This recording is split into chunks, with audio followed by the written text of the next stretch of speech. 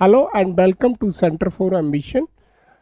Today article is right to vote जो recently हमारा the Hindu में आया हुआ है, जिसमें ये कहा गया है कि right to vote is a statutory right, लेकिन डिमांड कर रहे हैं कि राइट टू वोट हमारा कॉन्स्टिट्यूशनल राइट होना चाहिए। तो हम इसमें राइट टू वोट का एंगल प्रीलिम्स के पॉइंट ऑफ व्यू से समझेंगे और मेंस के पॉइंट ऑफ व्यू से समझेंगे। यहाँ पे हमें ये समझ में आएगा, और हमने कुछ सुप्रीम कोर्ट के जजमेंट लिए हैं जिसमें सुप्रीम कोर्ट ने डिफरेंट टाइम पे राइट टू वोट को डिफाइन किया हुआ है। इससे यूपीएससी ने 2017 में पीटी में क्वेश्चन पूछा और मेंस 2021 में भी मेंस में क्वेश्चन पूछा है राइट टू वोट से। तो right to vote fundamental right है, सॉरी कॉन्स्टिट्यूशनल राइट है या नहीं है, लेकिन ये Qureshi former S Y. Qureshi former chief justice of former election commission of India, एक मिनट, इन्होंने आर्टिकल लिखा है। तो इन्होंने ये कहा है कि right to vote statutory right से हमें कॉन्स्टिट्यूशनल राइट बता देना चाहिए। तो आर्टिकल का पूरे का एसेंस यही है कि we are focusing towards the constitutional right, किसको, वोटिंग राइट को। तो first we have to understand what is right. यहाँ पे हमें समझना है जैसे फंडामेंटल राइट्स क्या होते हैं, नेचुरल राइट क्या होते हैं, कॉन्स्टिट्यूशनल राइट क्या होते हैं। तो यहाँ पे हमें पहले ये समझना है कि राइट हम कैसे किसे हैं, जिससे हमारा क्या है कि एक समझ में आ जाएगा difference between the constitutional right और legal right, statutory right, human right. ऐसे जो फंडामेंटल राइट है ना, एक जनरल सा डिफरेंसेस हम समझ लेते हैं। तो right, what is right, what is right, अधिकार कहते किसे हैं, हमने पीपीटी में भी समझाया, लेकिन यहाँ हम जनरल वे में समझ लेते हैं।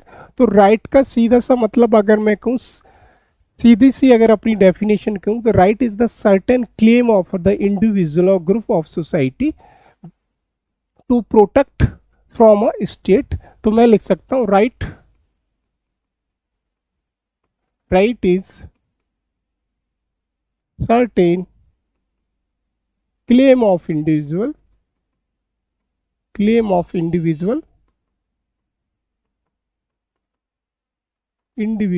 and group of या society to protect from the state,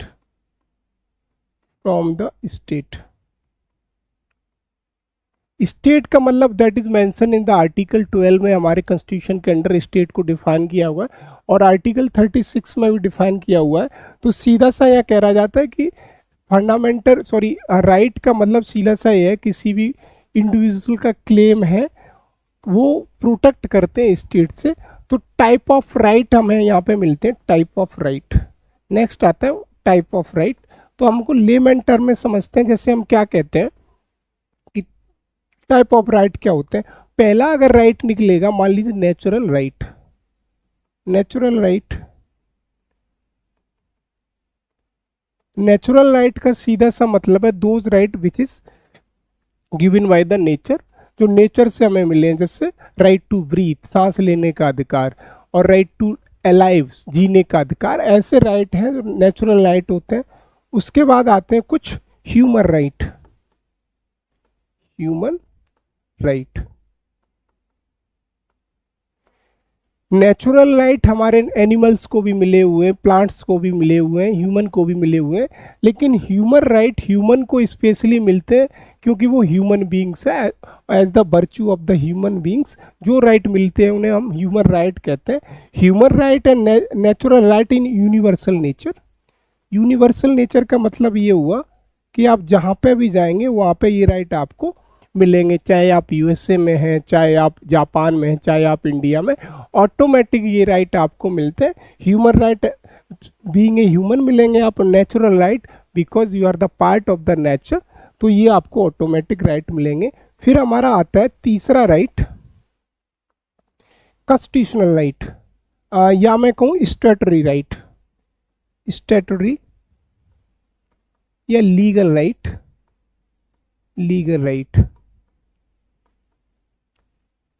statutory और लीगल राइट का सीधा सा मतलब those right which is given by the state parliament with the help of the act, certain act, rule and regulation के अंदर जिन्हें mention किया हुआ है। जैसे हमने कहा कि right to education, right to education जो हमने 29 में, सॉरी 2009 में लिया, वो हमारा स्टेटरी राइट है, लेकिन वो हमने जैसे ही अमेंडमेंट किया उसको हमने फंडामेंटल राइट भी बना दिया।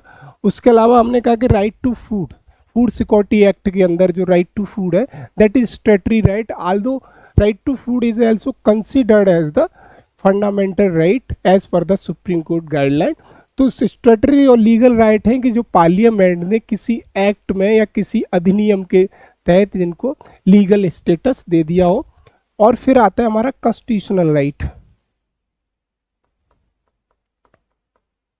कॉन्स्टिट्यूशनल राइट, कॉन्स्टिट्यूशनल राइट का सीधा सा मतलब ये हुआ कि those right which is mention in the constitution, जैसे right to property is the constitutional right, 300A, ऐसे बहुत सारे राइट हैं those are mention in the constitution. जैसे 326 एडल्ट फ्रेंचाइजी की बात करता है आर्टिकल। फिर हमारा लास्ट में आता है 5 that is fundamental right. Fundamental right, fundamental right are the those right that are mention in the part 3 of the constitution. तो उनको हम बोलते हैं फंडामेंटल राइट या मौलिक अधिकार। वो स्पेशली पार्ट 3 में, तो हम कह सकते हैं इनको these are BIP right, BIP right है, BIP राइट है फंडामेंटल राइट। तो मैं इनका अगर लेमन टर्म में ग्राफ बनाने की कोशिश करूं तो ऐसे बन सकता है। सबसे पहले मेरा कौन सा आएगा, अगर मैं ऐसे बनाऊं, मान लीजिए, एक मिनट,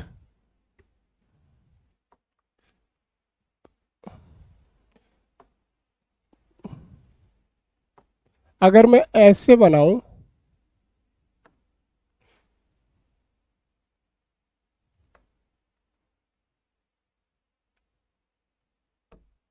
अगर मैं ऐसे बनाऊं तो मेरा सबसे पहले कौन सा राइट आएगा, मैं कहूंगा सबसे पहले मेरा आएगा फंडामेंटल राइट। फिर मेरा कौन सा आएगा यहाँ पे कॉन्स्टिट्यूशनल राइट।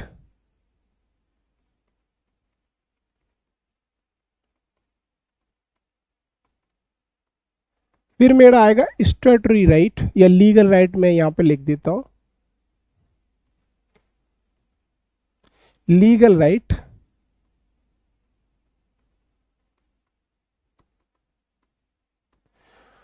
और फिर मेरा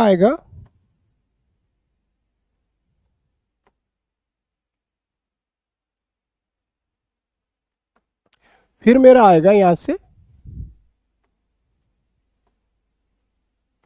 लीगल राइट के बाद मेरा फिर आएगा यहाँ पे कौन सा, ह्यूमन राइट।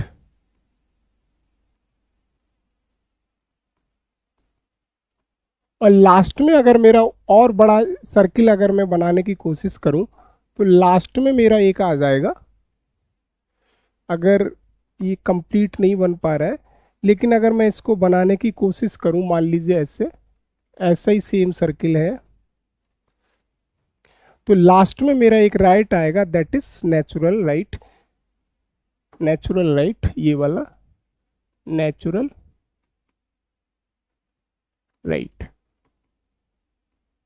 तो अब ये बात आती है, अगर यूपीएससी यहाँ से स्टेटमेंट पास करेगा तो वो ये कह सकता है कि every fundamental right is a constitutional right.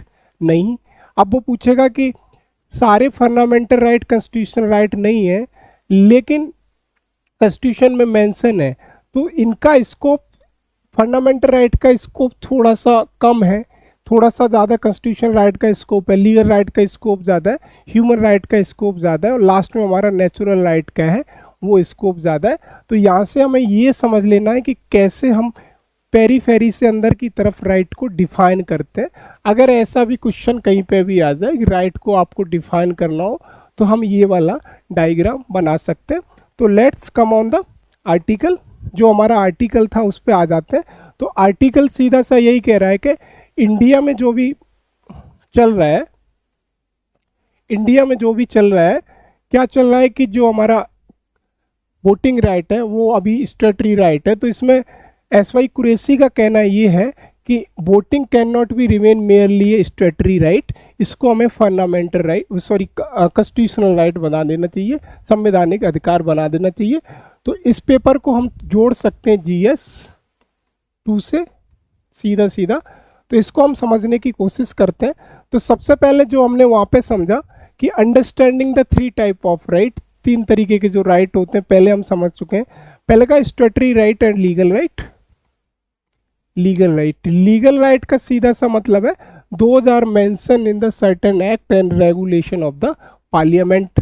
Parliament ने जिन्हें बनाया, जैसे right to information 2005 can be modified और रिमूव्ड एज ए लॉ। तो राइट टू वोट एक क्या स्टैट्यूटरी राइट है, किसके अंदर? Representative of people act 1955। तो सीधा सा यहाँ से ये कहना चाह रहा है कि राइट टू वोट एक स्टैट्यूटरी राइट है that is mention in the act of RPA. RPA में मेंशन, मैं बार बार कह रहा हूँ कि स्टैट्यूटरी राइट वो राइट होते हैं जो पार्लियामेंट द्वारा किसी भी एक्ट या रेगुलेशन में मेंशन किए गए हों।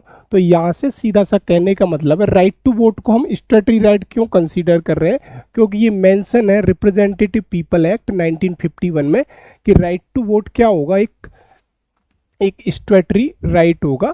तो स्टैट्यूटरी राइट यहाँ से समझ में आ रहा है। देन कॉन्स्टिट्यूशनल राइट क्या होते हैं? कॉन्स्टिट्यूशनल राइट का सीधा सा मतलब है कि those are mention in the constitution apart from the part 3। तो सीधी सी बात है, fundamental right is also constitutional right, जैसा कि हम पैराग्राफ्स डायग्राम से समझ रहे हैं। तो article 300 A right to property is considered as the constitutional right. Then fundamental right, fundamental right जो हम समझ रहे हैं कि fundamental right listed under the part 3 और आर्टिकल 12 to 35 मेंशन है, और ये डायरेक्टली इन्फोर्सेबल है सुप्रीम कोर्ट में अंडर द आर्टिकल 32 और आर्टिकल 226।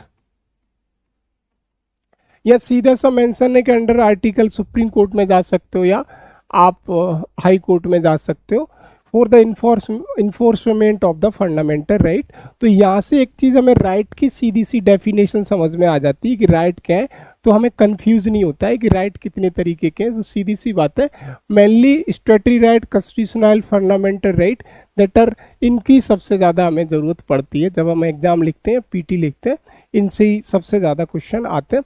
फिर हम जाते हैं हिस्टोरिकल जर्नी कि right to vote, right to vote को कैसे कंसीडर करता है सुप्रीम कोर्ट समय समय पे एज ए लीगल या स्टैट्यूटरी राइट। स्टैट्यूटरी राइट, तो ये सुप्रीम कोर्ट बार बार डिफाइन करता है कि राइट टू वोट हमारा स्टैट्यूटरी राइट है। तो सबसे पहले 1952 में आया NP Ponnuswamy versus returning officer का केस। उसमें सुप्रीम कोर्ट ने कहा कि right to vote and right to contest election are not common law right, they are purely statutory right है created by the representative people act 1951। उसने कहा कि अगर कोई व्यक्ति कॉन्टेस्ट करना चाहता है इलेक्शन और अगर कोई व्यक्ति वोट डालना चाहता है तो ये राइट कहाँ पे मेंशन है? रिप्रेजेंटेटिव ऑफ पीपल एक्ट 1951 में। That's why this right are considered as the statutory या लीगल राइट। तो यहाँ से उसने सीधा सा डिफाइन किया कि ये स्टैट्यूटरी राइट है। देन 1982 में ज्योति बासु का केस आता है। उसमें जस्टिस ओ चिन्नास्वामी ये कहते हैं कि though fundamental to democracy right to vote is neither a fundamental right nor a common law right, it is purely statutory right. उन्होंने कहा कि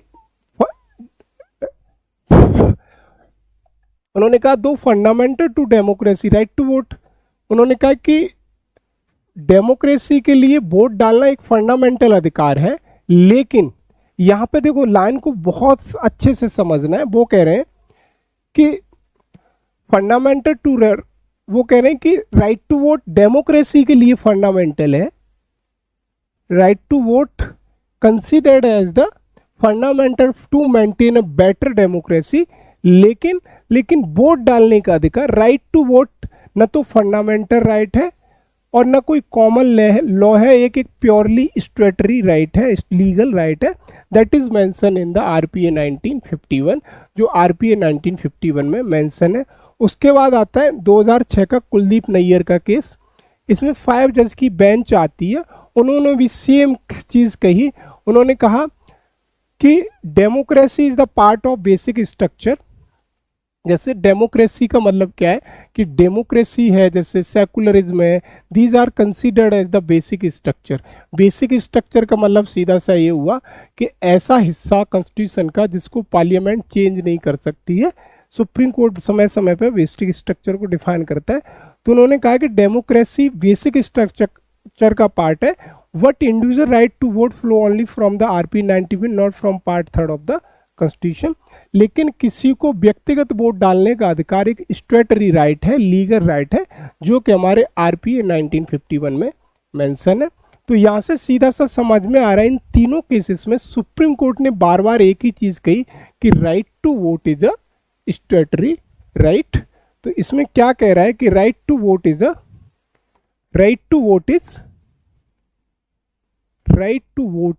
statutory right. Vote is right to vote is statutory right, not a constitutional right or fundamental right।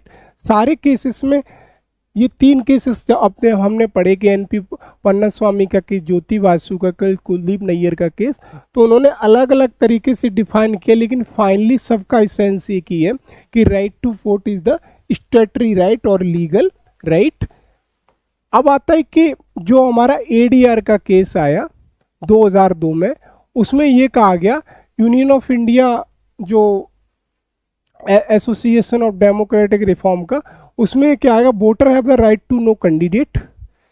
Voter को candidate के बारे में जानना एक उसका अधिकार है। इसको उन्होंने क्रिमिनल रिकॉर्ड, एजुकेशन, एसेट, सीधी सी बात है। तो उन्होंने ये कहा कि अगर कोई कैंडिडेट इलेक्शन कंडक्ट कर रहा है, उसके बारे में वोटर को जानना उसका एक फंडामेंटल अधिकार है, that is under the article 19।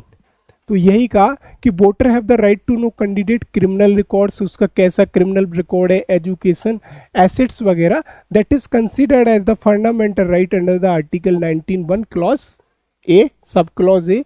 तो आर्टिकल 19 में दैट है right to freedom of speech and expression, reasoning mention, participation require inform voter. आज जैसे कि right to speech and expression है, उसी तरीके से किसी भी व्यक्ति के वोट कैंडिडेट के बारे में जानना जो इलेक्शन कंडक्ट कर रहा है, वो उसका फंडामेंटल राइट है। तो यहाँ पे सीधी सी बात हुई, अभी भी सुप्रीम कोर्ट कह रहा है कि right to vote is legal right. Right to vote legal right या स्टैट्यूटरी राइट, लीगल और स्टैट्यूटरी राइट, स्टैट्यूटरी राइट है still. Then PUCL case, people union of civil liberty union of India का cases आया।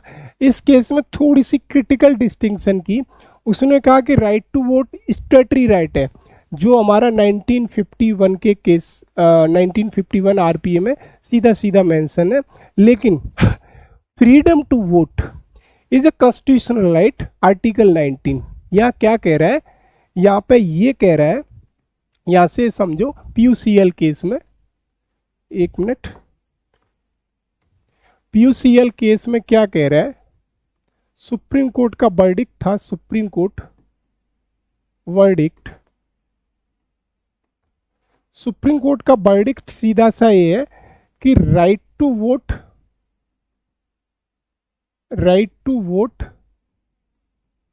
Is not constitutional right, constitutional और fundamental right, fundamental right. लेकिन फिर further कहता है but freedom to vote is a fundamental right, freedom to vote is fundamental right.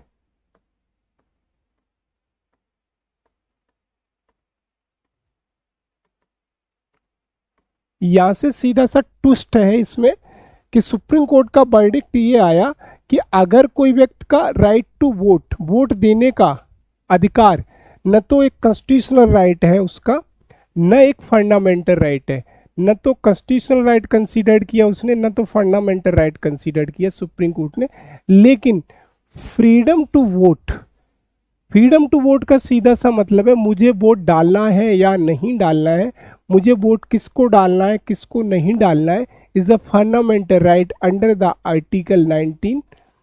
तो उसने कहा कि ये फंडामेंटल राइट है आर्टिकल 19(1) के अंदर। तो यही हमारा सुप्रीम कोर्ट का वर्डिक्ट था कि right freedom to vote is a fundamental right है, उसका उसकी अपनी अंतर चेतना की चॉइस है, वो किसे देना चाहता है, उसकी कहते हैं इंटरनल कंसाइंस है, वो किसे वोट देना चाहता है किसे नहीं देना चाहता, ये उसका फंडामेंटल राइट है। लेकिन राइट टू वोट, वोट देने का अधिकार उसका न तो फंडामेंटल राइट है नहीं कॉन्स्टिट्यूशनल राइट है। तो यहाँ पे जो PUCL का केस आया, people union of civil liberty versus union of India का 2003 में, इस केस में बड़ा जिल्ट्रेशन समझ में नहीं आ रहा है कि कहना क्या चाहता है। तो इसको सीधा सा हमें अगर समझना है तो freedom to vote is the fundamental right, but right to vote is not a fundamental right और a constitutional right, but that is statutory right, statutory right है under the RPA section RPA 1951। अब आता है कि the constitutional में paradox क्या है, constitutional paradox जिसे जुडिशरी समय समय पे देती है, डिफाइन करती है।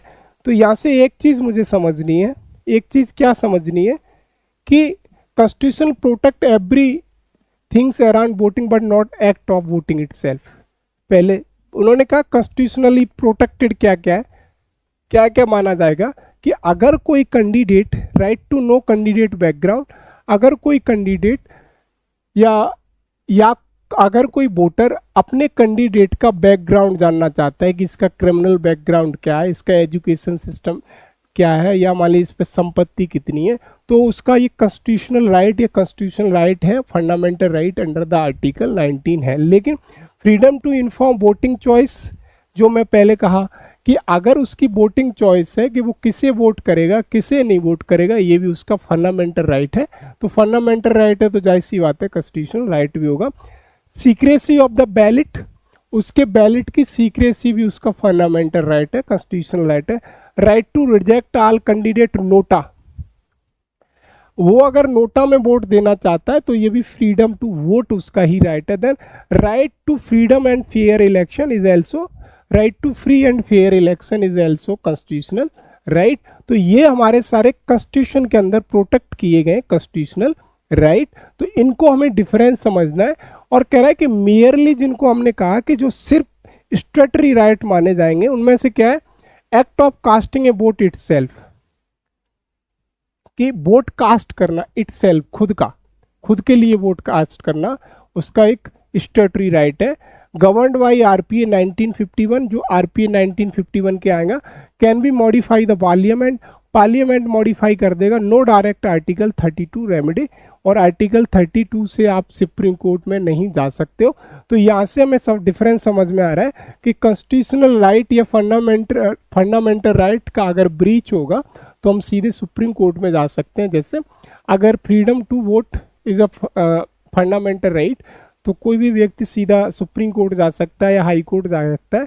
या freedom to inform voting choice, ये भी उसका फंडामेंटल राइट है, तो सीधा सुप्रीम कोर्ट जा सकता है। लेकिन act of casting A vote itself, खुद के लिए वोट डालना, सीधा सा मतलब ये हुआ कि अगर मैं ही कैंडिडेट हूँ, मैं ही वोटर हूँ, तो खुद के लिए वोट डालूंगा, that is statutory right not a fundamental right. बहुत ज़्यादा जिल्ट्रेशन है इसमें, तो ये चीज़ अपने लिए समझना है।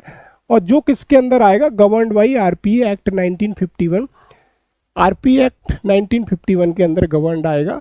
एक चीज़ याद रखना, RPA 1951 बहुत इंपॉर्टेंट है, UPSC मेंस में हर साल क्वेश्चन पूछती है, चाहे वो सेक्शन 126 से पूछे, चाहे सेक्शन 8 से पूछे, चाहे 123 से पूछे, चाहे सेक्शन 100 से पूछे, चाहे सेक्शन 81 से पूछे, चाहे 82 से पूछे। यहाँ से क्वेश्चन आएगा, 15 से 20 सेक्शन है, कम से कम उसका इसेंस आपके पेज 1-2 पेज पे हमेशा तैयार रहना चाहिए।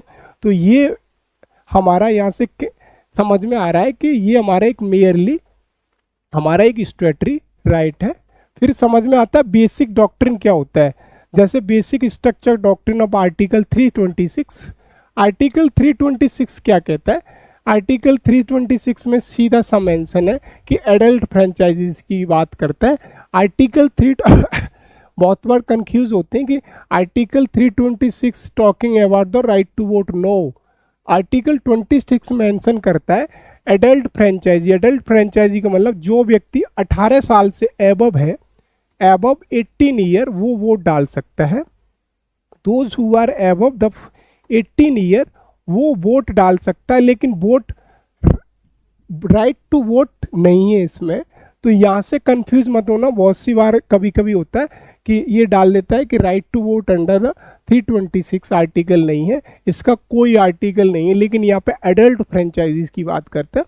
एडल्ट फ्रेंचाइजी का मतलब सीधा सा हुआ कि एज पर द गवर्नमेंट की नॉर्म्स के अनुसार कोई भी व्यक्ति 18 साल या 18 साल से एबव है वो वोट डाल सकता है, उसका कॉन्स्टिट्यूशन राइट है। लेकिन right to vote is not a constitutional right. तो ये भी एक गिल्ट्रेशन वाला है। तो logical change, democracy is the part of basic structure. यहाँ पे एक चीज समझ में आती है कि डेमोक्रेसी जो वर्ड है, डेमोक्रेसी वो बेसिक स्ट्रक्चर का पार्ट है। That is mention by the supreme court in the Kesavananda Bharati case 1973। Supreme court ने 1973 में केशवानंद भारती केस में कहा कि डेमोक्रेसी हमारा कैसा माना जाएगा, बेसिक स्ट्रक्चर का पार्ट है। फ्री एंड फेयर इलेक्शन भी ये बेसिक स्ट्रक्चर का पार्ट है, जिसमें इंदिरा नेहरू गांधी केस में 1975 में सुप्रीम कोर्ट ने माना ये भी हमारी एसेंशियल फीचर ऑफ डेमोक्रेसी, तो इसीलिए हमको मान लेते हैं बेसिक स्ट्रक्चर का पार्ट है। तो democracy, free and fair election is the part of the basic structure under the constitution of India. अगर पूछा जाए कि फ्री एंड फेयर इलेक्शन लिखना है तो इंदिरा गांधी नेहरू 1975 में जो सुप्रीम कोर्ट का केस आया था उसमें हम आराम से लिख सकते हैं। देन इलेक्शन, जैसे मान लीजिए require a citizen to vote, the ballot is the instrument through which we the people grant legitimacy of the state.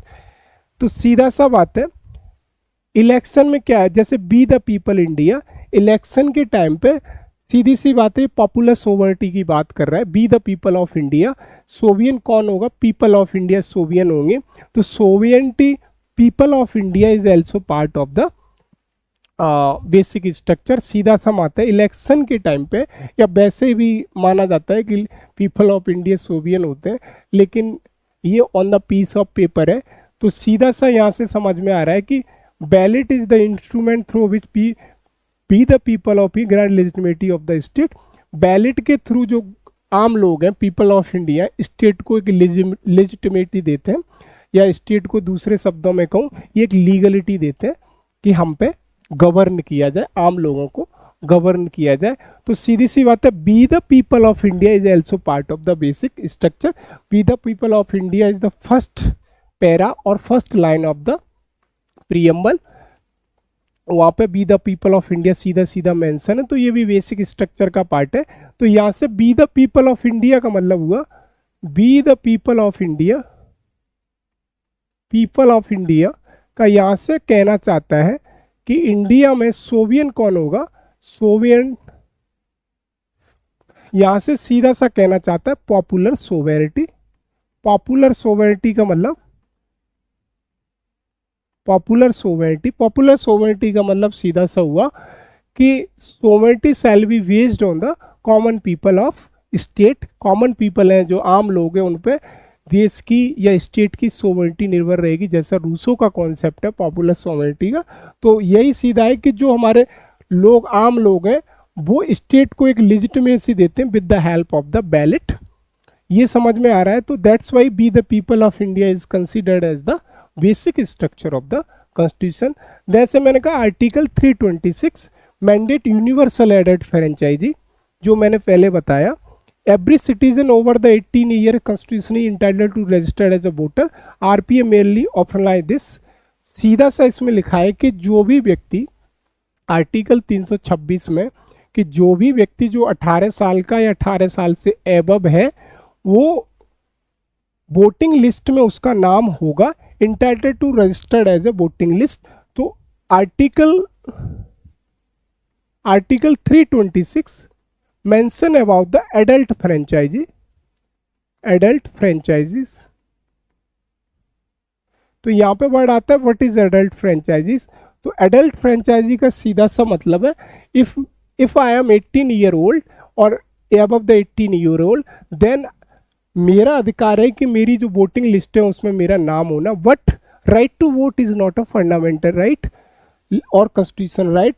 तो आर्टिकल 326 एडल्ट फ्रेंचाइजी को मेंशन करता है, न कि वो राइट टू वोट को मेंशन करता है। तो यहाँ से कभी कभी कंफ्यूज करता है, और जो बंडे एग्जाम्पल वाले हैं वो इसी को मान लें राइट टू वोट को। जैसे पीसीएस आर्टिकल 326 को बहुत देता है, दबा के देता है, और आंसर भी सही मानता है, लेकिन यूपीएससी नहीं मानता है। तो यहाँ से ये सीधा हमें समझ में आ जाता है कि हमारा जो बेसिक स्ट्रक्चर है उसको कैसे डिफाइन किया गया। जैसे एस वाई कुरैशी भी कहते हैं कि डेमोक्रेसी को बेसिक स्ट्रक्चर माना गया है, और डेमोक्रेसी किस पे बेस्ड है, कॉमन पीपल पे। कॉमन बेस्ड डेमोक्रेसी को कैसे करते हैं, with the help of vote करके। तो डेमोक्रेसी को माना गया है। फ्री एंड फेयर इलेक्शन को बेसिक स्ट्रक्चर माना गया है। इलेक्शन प्रोसेस या B the people of India को भी सोवियन माना गया, या दूसरे शब्दों बेसिक स्ट्रक्चर माना गया।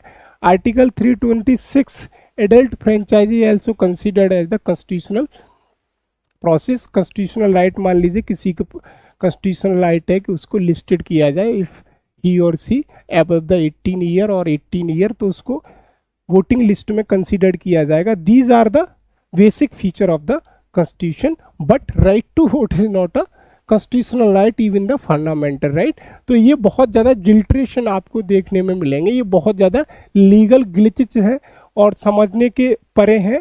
तो इसको हम सीधा सा समझने का मतलब ये है कि right to vote is not a fundamental right और constitutional right, but right to vote is a statutory right और legal right under the representative people act 1951।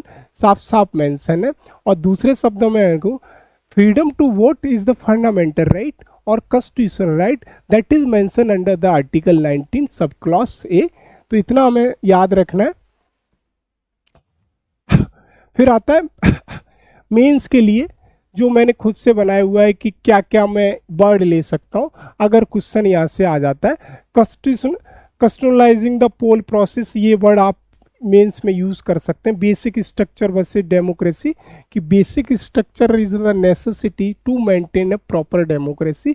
या फिर universal adult franchise under the article 326 आप लिख सकते हैं। Core right to participation, participation का सीधा मतलब है अगर आप वोट डालते हैं तो you are participating in the governance process. Governance की प्रोसेस में पार्टी कॉन्स्टिट्यूशनल ऑर्फन, ये सारे, और जो हमने केस डिस्कस किए वो सारे केस हैं। इसमें सबसे ज़्यादा इंपॉर्टेंट अगर कहूँ तो पीयूसीएल का केस और एडीआर का केसेस है। इनमें से कोई एक केस, कुलदीप या ज्योति बासु का भी लोग लिख देते हैं, मेंस का लिखते हैं अगर ऐसा क्वेश्चन आता है तो ज्योति बासु का 1982 का केस आप लिख सकते हैं। इसमें सुप्रीम कोर्ट ने ये कहा कि right to vote is not a fundamental right और constitutional right, but it is merely a statutory और legal right under the representative people act 1951। फिर जो पीवाईक्यू एक बार हम देखते हैं। पीवाईक्यू ये पीटी का क्वेश्चन है सीधा सा, ये हमारा पीटी का क्वेश्चन है, सीधा सीधा पीटी में पूछा हुआ क्वेश्चन है। 2017 में सबसे ज़्यादा डिस्प्यूटेड क्वेश्चन था उस टाइम का। तो इसमें पूछा है right to vote to be elected as a India is a, कौन सा राइट है। तो मैंने अभी बार बार कह रहा हूँ कि right to vote is a legal right, ये वाला, या स्टैट्यूटरी राइट। ये कौन कह रहा है, सुप्रीम कोर्ट ऑफ इंडिया कह रहा है। Supreme court of India mentioning again and again that right to vote is a legal right और statutory right, लेकिन यूपीएससी ने इसका आंसर माना था सी। समझ पा रहे हैं आप, यूपीएससी ने इसका आंसर माना था सी।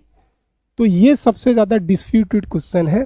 अभी जैसे आप कहेंगे कि यार पढ़ाया तो आपने लीगल राइट, स्टैट्यूटरी राइट है, लेकिन right to vote is a statutory right किसके अनुसार, सुप्रीम कोर्ट के जो डिफरेंट ज्योति बासु का केस आया, पीयूसीएल का केस आया, एडीआर का केस आया, अपने डिफरेंट केसेस में सुप्रीम कोर्ट ने डिफाइन किया है कि right to vote is a legal और statutory right that is mention under the representative people act 1951, but UPSC consider right to vote is a constitutional right that's why this question is disputed, सबसे ज़्यादा question ये disputed रहा था।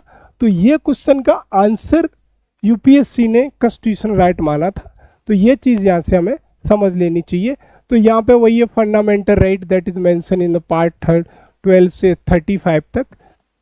Natural right जो मैंने आपको बताया, कॉन्स्टिट्यूशनल राइट, लीगल राइट, ये सारे मैंने पहले ही आपको पहले से मेंशन कर दिए।